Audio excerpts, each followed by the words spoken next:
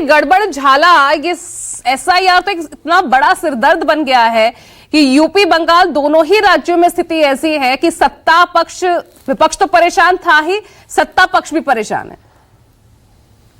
देखिए, मैं तो आपको ईमानदारी से एक बात बताऊं कि मैं इलेक्शन कमीशन ऑफ इंडिया को, यहां पर बहुत से लोग बैठे हुए हैं बता रहे हैं हमें कि वो एक संवैधानिक संस्था है। Yes, they are carrying coal to Newcastle, हमको पता है कि वो संवैधानिक संस्था है, लेकिन मैं ये भी जानता हूं कि जब वो जो उसका कार्यकलाप है, ये जो कंफ्यूजन क्रिएट हो रहा है, ये डिलिबरेट है।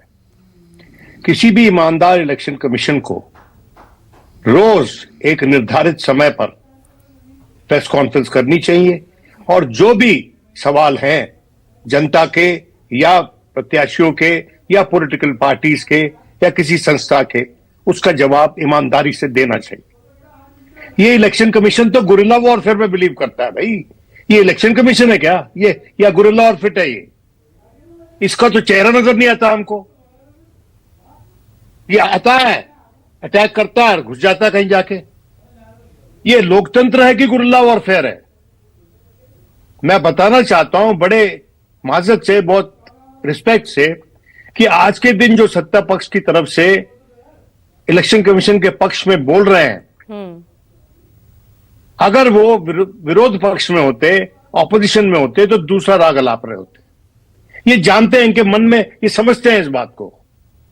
मैं इलेक्शन कमीशन ऑफ इंडिया को सीरियसली नहीं लेता हूं एनीमोर। इस कंफ्यूजन को मैं डेलिबरेट मानता हूं। क्लैरिटी जो है इनके लिए फैटल है, इलेक्शन कमीशन के लिए। इस इलेक्शन कमीशन के लिए क्लैरिटी फैटल है। ये साहब कुछ बोल रहे हैं, इनकी आदत है बीच में टोकने की। अच्छा, आपने इनकी आवाज दबाई हुई है। ये अपना को बहुत ज्ञानी समझते हैं। नहीं सर, कभी हमसे तो फॉर्मेट वन बाय वन ही हम अलाउ करते हैं ताकि सबकी बात सुनी जा सके। अच्छी बात है, ये तो बोलेंगे आरएलडी के हैं, इनको बताना चाहते हैं, इनको सुनिए। इनको मैं बताना चाहता हूं कि मैं आरएलडी को चौधरी चरण सिंह के जमाने से जानता हूं और इनके नेता को भी जानता हूं, और एक दिन उसको बोलूंगा मैं कि ये ऐसे आपको स्पोक्समैन नहीं लाने चाहिए, who do not have the courtesy of listening to the other side। ये प्लीज courtesy दिखाइए। आप अगर इलेक्शन कमीशन के बिहाफ पे यहां बात कर रहे हैं तो मैं माफी चाहता हूं आपसे, आप लोकतंत्र के पक्ष में बात नहीं कर रहे हैं। क्या हुआ पिछली बार? ये जो ज्ञानेश कुमार जी हैं, ये ज्ञानेश कुमार जी जब पिछली बार इनसे मिलने गए टीएमसी के लोग, तो हमारी जो इत्तला है वो सवाल जवाब सिर्फ यही कर रहे थे। इनके जो दो साथी हैं वो नहीं कर रहे थे, ज्ञानेश जी कर रहे थे। और इन्होंने बोला है, बीजेपी ने बोला कि 1 करोड़ जो है वोटर है जो कि वेस्ट बंगाल में गलत वोटर है। आप हमको ये बता दें कि 53 लाख उसमें से कट गए, 58 लाख है। उसमें फॉरेनर कितने हैं, रोहिंग्या कितने हैं, बता दें। इलेक्शन कमीशन का ये रिस्पॉन्सिबिलिटी नहीं है क्या? पूजा, मेरी बात सुनो। दिस इलेक्शन कमीशन के पास वो अथॉरिटी है, ये कॉन्स्टिट्यूशनल बॉडी है और उस लिहाज से इसकी इज्जत होनी चाहिए, लेकिन कॉन्स्टिट्यूशनल बॉडी को अपने ओहदे के अनुसार काम करना चाहिए। और ये इलेक्शन कमीशन अपने ओहदे के अनुसार काम नहीं कर रहा है, ये स्वयं अपने ओहदे की भर्त्सना कर रहा है, उसका कद छोटा कर रहा है। ये गुरिल्ला वॉरफेयर कर रहा है भाई, ये गुरिल्ला वॉरफेयर। इसीलिए सर विपक्षी दल जो है लगातार सुप्रीम कोर्ट का रुख, लेकिन सर अब खुद ममता बनर्जी इस मामले को लड़ने की बात कह रही है। How are you taking that? एक सीएम अब खुद इस मामले को लेकर पहुंचेगी। देखिए, ये केस ऑलरेडी सुप्रीम कोर्ट के तत्वावधान में है। हाँ, it is with in the notice of the supreme court. Supreme court पे मैं कोई टिप्पणी नहीं करना चाहता हूं, क्योंकि सुप्रीम कोर्ट एक ऐसी संस्था है जिसमें अभी भी मैं समझता हूं, अगर मेरा विश्वास नहीं भी है फिर भी मैं उसमें विश्वास जताऊं, क्योंकि रूल ऑफ लॉ इस देश में जब ही चलेगा ना जब सुप्रीम कोर्ट के आदेशों की हम इज्जत करेंगे। ये वही सुप्रीम कोर्ट है जिसने आधार को बनवाया है। ये वही सुप्रीम कोर्ट है जो लिस्ट इन्होंने शाया की थी और उसका बता नहीं रहे कि कौन है, इसकी डिटेल्स दीजिए, वो डिटेल उन्होंने दिलवाई है।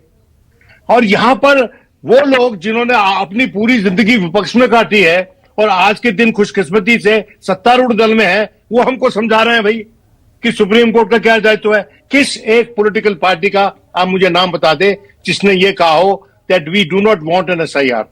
एक पॉलिटिकल पार्टी, एक पार्टी ने नहीं कहा है। हाँ। उन्होंने प्रोसेस की इंटेग्रिटी को क्वेश्चन किया है, प्रोसेस की ईमानदारी को क्वेश्चन किया है। वो उनका संवैधानिक अधिकार है, वो उनका राइट है। जैसा कि इलेक्शन कमीशन संविधान के अनुसार चलता है, उसी तरह सवाल हम संविधान के अनुसार पूछ सकते हैं ना उनको। और जब हमें लगता है कि वो संविधान की अवहेलना कर रहा है इलेक्शन कमीशन, तो हम पूछेंगे नहीं क्या? ये लोग बैठे रहे, ताली बजाते रहे। और ये जो पॉलिटिकल पार्टीज है छोटी छोटी, जिनको अपनी पावर से ज्यादा पोजीशन मिली हुई है, उनको चुप रहना चाहिए, उनको चुप रहना चाहिए। They should not speak about their पे ग्रेड। बातें करते हैं यहां पर बैठ के, दुनिया को समझा रहे हैं मैं ये जानता हूं, मैं वो जानता हूं। आप मुझे बताइए, एक बात बताइए, शुवेंदु अधिकारी इसने कहा कि बांग्लादेश को गाजा में कन्वर्ट कर दो, गाजा में कन्वर्ट कर दो। उस वक्त जब हमारा विदेश मंत्री बांग्लादेश गया हुआ था, उस वक्त यह बयान दे रहा था शुवेंदु अधिकारी। किसी ने रोका इसको? किसी सहयोगी दल ने बीजेपी के रोका क्या, छोटा या बड़ा?